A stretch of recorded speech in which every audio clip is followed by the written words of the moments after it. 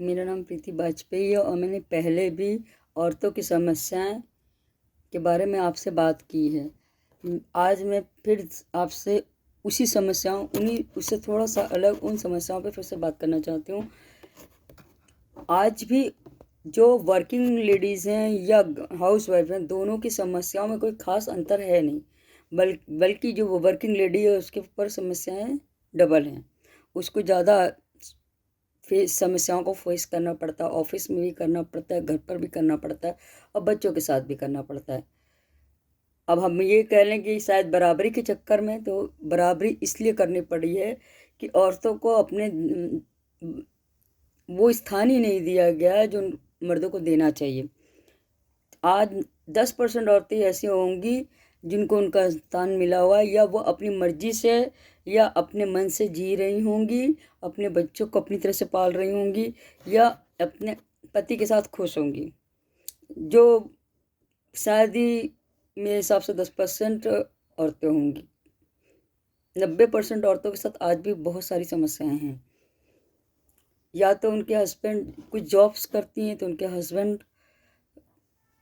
Job करते हैं, पर वो कहते हैं तुम करती क्या हो, जबकि जॉब में बराबर लोगों को काम करना होता है।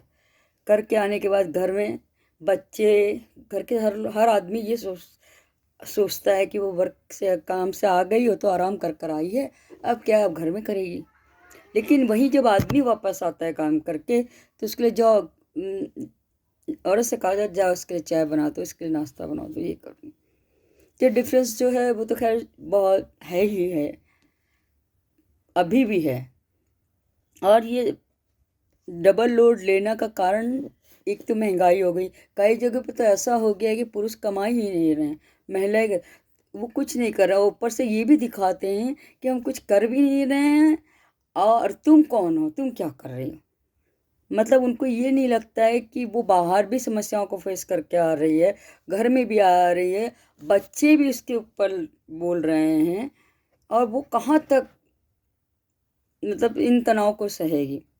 आखिरकार एक दिन तो ऐसा आए गए ना कि उसकी सहनशीलता खत्म हो जाएगी। एक लिमिट तो रहे होती है हर चीज़ की। आदमी अब जैसे है, जेंट्स को काम करने जाना है, वो चले गए आराम से, कब खाना टिफिन तैयार मिल गया, सब कुछ तैयार है, अपना चले गए वहाँ, अपने थोड़ा बहुत बातें किए, दोस्तों से बातें की, काम किया, घर आ गए। घर आकर फिर उनको कुछ नहीं करना है, खाना मिल गया खा लिया, बच्चों से एक दो बातें कर ली, बच्चों की पढ़ाई का भी टेंशन बहुत ज़्यादा, बस पैसे देने हैं। इसके बाद वो फ्री हो गए। एक हाउस वाइफ की भी ज़िंदगी इससे ज़्यादा कठिन है। वो इस तरह से कि वो पूरे दिन घर में रह के, पहले तो एक साथ कई कामों को करते हुए, पहले बच्चों को स्कूल भेजना, हस्बैंड को ऑफिस भेजना, इसके बाद घर के सारे कामों को करते हुए भी शायद उसका पूरा दिन तो रसोई में ही बीत जाता, उसको अपने लिए एक दिन का 1 घंटा भी नहीं मिल पाता है। अभी मैं उन 90% औरतों की बात कर रही हूँ, 10% की नहीं कर रही हूँ, क्योंकि 90% औरतें इसी में आ रही हैं। और जो सर्विस कर रही हैं वो भी, वो आने के बाद उनको ये नहीं होता है कि कोई उसे चाय बना कर दे, बल्कि घर में लोग बैठे होते हैं कि शायद बहू आए या पत्नी आए तो आके मुझे घर में चाय बना कर देगी, तब मैं पीऊँगा, तब मैं कुछ करूँगा। उनको ऐसा लगता है कि वो बाहर आराम करके अब घर में आकर काम करेंगी। लेकिन उस दूसरी तरफ उसी आदमी को ये कहा जाता है तो थक कर आए, जल्दी उससे चाय बना कर दो, खाना दो। ये डिफरेंस इतना बड़ा है कि इसकी वजह से औरतों ने विरोध शुरू किया है, बहुत सारी औरतों ने किया, जिसको आदमी अपनी भाषा में आज भी बदतमीजी कहते हैं। अगर ये विरोध बदतमीजी है तो हमारे हिसाब से तो और हर औरत को करना चाहिए।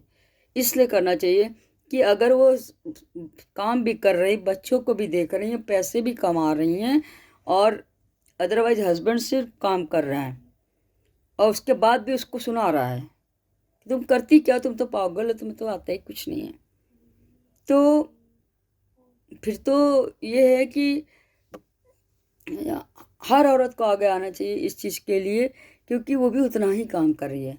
मैं ये नहीं कह रही कि सभी पुरुष ऐसे हैं, बहुत अच्छे हैं, अच्छे लोग भी हैं, वो ऐसे हैं, वो बराबर बराबर काम भी बांटते हैं, वो अपने पत्नी का फुल सपोर्ट भी करते हैं, हर काम करते हैं, सपोर्ट भी रहता है, और 2% लोग महिलाएं ऐसी भी हैं जिनके पति कुछ नहीं करते हैं, लेकिन वो भी घर के राजा हैं, पत्नियां नहीं हैं, वो भी घर के राजा हैं।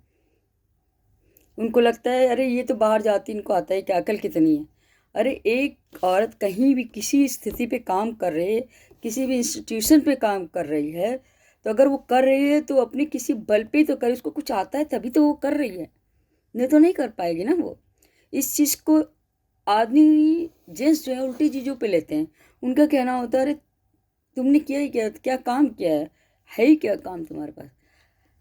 जो घर में बैठे हैं हम उनकी बात कर रहे हैं, जो नहीं कुछ कर रहे हैं वो तक तो ये बातें बोलते हैं। जो कर रहे हैं उनकी तो बात आप छोड़ दीजिए, जो नहीं कर रहे वो ये बोलते हैं।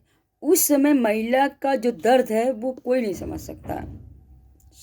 इसलिए नहीं समझ सकता है कि वो दर्द उस आदमी ने तो झेला ही नहीं है ना उनके बच्चों ने झेला। बच्चे भी आके यही बात बोलेंगे, अरे मम्मी आ गए हैं, आप चाय बना दो, अब मुझे भूख लगी है। वो बच्चे भी नहीं समझते इस चीज़ को कि मतलब कि एक ये मेरी ही बात नहीं है, मैं सबकी बात कर रही हूँ। अभी मैं ऑफिस से आऊँ और इतनी थकी होती हूँ, 3 दिन से कभी कभी काम एक साथ होता है, मुझे उठने का मन नहीं होता है, फीवर भी होता है, लेकिन एक कप चाय बनाने को अगर किसी से कह दें शायद नहीं मिल पाएगी, बहुत देर लग जाएगी, 1 घंटा 1.5 घंटा बाद मिलेगी तो उसकी ज़रूरत ख़त्म हो जाती है। तो मैं चाहे कितनी भी आज इंडिया में औरतें क्या नहीं कर चुकी हैं, फ्लाईबल मिनिस्टर भी बन चुके हैं, एयरलाइंस में भी जा चली गई हैं, मतलब नेवी में भी चली गई हैं, लेकिन इसके बावजूद भी ये डिस्क्रिमिनेशन उनके साथ है। और ये सब कुछ है हमारे समाज की वजह से। हमारे पुराने युग में ये सब नहीं था, महिलाओं को इज्जत दी जाती थी और उनके नाम पे काम आदमी काम करते थे, औरतें भी काम करती थी और उनको इज्जत दी जाती थी। जैसे जैसे मुग़ल हमारे यहाँ, उसके बाद से हमारे यहाँ जब पुरुष प्रधान देश हुआ तब ये हुआ कि औरतें अगर बाहर निकलेंगी तो उनको दबाने का एक ही रास्ता यही था कि आप घर में रहिए और खाना पीना बनाइए करिए और बच्चों की देखभाल करिए। वो भी ख़राब नहीं है, लेकिन फिर पति को उनकी और सारी ज़रूरतों को तो पूरा करना ही चाहिए ना। वो और अगर वो करते भी तो इतना एहसान जताते हैं कि मैंने ये किया, मैंने वो किया तुम्हारे लिए, जबकि ये उनका एहसान नहीं है। क्योंकि एक लड़की तो पूरा अपना घर छोड़कर तुम्हारे घर में बैठी, तुम तो, और वो अपनी माँ को भी नहीं छोड़ सकते, बाप को भी नहीं छोड़ते, उनके साथ एक पल रहते हैं।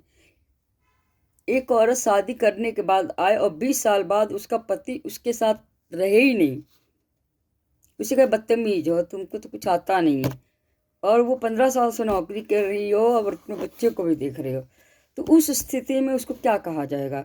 वो उस औरत को गलत कहा जाएगा या उस आदमी को? फिर भी औरतें कुछ नहीं करके झेल जाती हैं सिर्फ इसलिए कि अपने चलो कोई बात नहीं, सह लेते हैं, क्योंकि सहनशीलता औरतों का सबसे गहना है। वो सह इसलिए लेती है चलिए मेरे बच्चे हैं, इनको छोड़कर हम कहाँ जाएं। लेकिन क्या आदमियों के दिल में ये होता है कि मेरे बच्चे हम इनको छोड़ के ना जाएं? कभी नहीं होता है। अगर कोई भी उनकी मैरिड लाइफ के बाद भी उनके ज़िंदगी में आता है तो कब वो छोड़ कर चले जाएं, पर औरत कभी ऐसा नहीं करती है। ये एक बहुत बड़ा अंतर है। अगर ये काम औरत कर दे तो वो तो बहुत बड़ा गुनाह हो जाता है, लेकिन अगर आदमी कर दे तो सॉरी कह के निकल जाता है। तो क्या ये सही है? ये तो गलत है। तो हाँ, भारत में जो औरतों के मानसिक प्रताड़ना और शारीरिक प्रताड़ना हो रही है वो इस तरह से होती है। वो चाहे जितना भी पढ़ लें, जितना भी आगे बढ़ जाएं, लेकिन कहीं ना कहीं उनको ऑफिस में भी सहना पड़ता है। ऐसा नहीं है, ऑफिस में भी कई जगहों पे उनको, वो बाहर जाती हैं तो उनको अपनी ड्रेस, अपने लोगों का, आसपास के साथियों सबके व्यवहार का भी ध्यान रखना पड़ता है कि कौन आदमी उसके साथ किस तरह से बिहेव कर रहा है। अपने कपड़ों का भी ध्यान रखना पड़ता है, कहीं ख़राब तो नहीं लग रहे हैं या कुछ में और तो नहीं लग रहा है जो मर्यादा के खिलाफ जाए, नहीं तो समाज बोलेगा। समाज क्या बोलेगा? वो तो सिर्फ बोलता रहता है ना, तो वो तो कुछ ना कुछ बोलेगा ही। और समाज की बात हम तो कर ही नहीं रहे, हम तो घर की बात कर रहे हैं, अपने पति, उस औरत के पति की बात कर रहे हैं। सास ससुर तो बहुत दूर की बात है। उसके बाद सास ससुर नंद सबकी यही स्थिति है कि अभी अगर काम करके औरत आएगी तो ये घर का काम करेगी, वहाँ तो आराम कर कर आ रही है। मुझे नहीं पता कि मुझे सब चीज़ें क्यों इतनी ख़राब लगती हैं। हो सकता है मैं ही गलत हूँ, लेकिन ख़राब इतनी ज़्यादा लगती है कि ये मुझे अंदर तक तोड़ देती हैं। और इतना ज़्यादा टूट वो हो जाता है कि शायद पूरी मर्द जात या ये कह लीजिए पुरुष प्रधान है, जब सारे पुरुषों से नफरत होने लगती है। ऐसा लगता है कि तो सभी गलत, एक अगर गलत भी है तो देख के लगता है तो सभी ऐसे ही हैं। और 90% तो वैसे ही हैं, 10% है। जबकि मैं फिर आप ये कहूँगी आज की जनरेशन में अंतर है। मेरी बात, हम लोग की जनरेशन नहीं में जरा भी अंतर नहीं था, वो कुछ नहीं समझ। आज की जनरेशन में फिर भी अंतर है। लड़के समझते हैं कि लड़कियां काम कर रही हैं तो हमें भी उनके साथ रहना, उतना ही करना चाहिए। लेकिन हम लोग की जो जनरेशन थी, उस जनरेशन में काम आप कर रही तो कर रही, वो तो आपका शौक है, बाकी काम तो आपको करना ही है। पति अगर कुछ करता है तो भी घर का राजा, नहीं करता तो भी। तो ये सब जो डिस्क्रिमिनेशन है ये नहीं होना चाहिए। और मैं आप लोगों से भी, सारी महिलाओं से गुजारिश करूँगी इस तरह की बातें समाज में ना हों, जिससे कि आदमी को ये मौका मिले कि वो इस तरह के काम करता रहे। अगर उसका विरोध नहीं किया जाएगा इस चीज़ों का तो ये चीज़ें बढ़ती चली जाएंगी। आज विदेशों में ऐसा क्यों नहीं होता है? क्योंकि वहाँ का कल्चर ही ऐसा नहीं है। हमारे यहाँ कल्चर ऐसा बन गया है क्योंकि हमेशा से औरतों को दबा के रखा गया है। जब उनके अंदर शिक्षा आई तो उनको पता चला उनके साथ क्या क्या गलत हो रहा है, तो कुछ सुधार औरतों ने किया, लेकिन फिर भी उनको अभी भी बहुत कुछ फेस करना पड़ता है।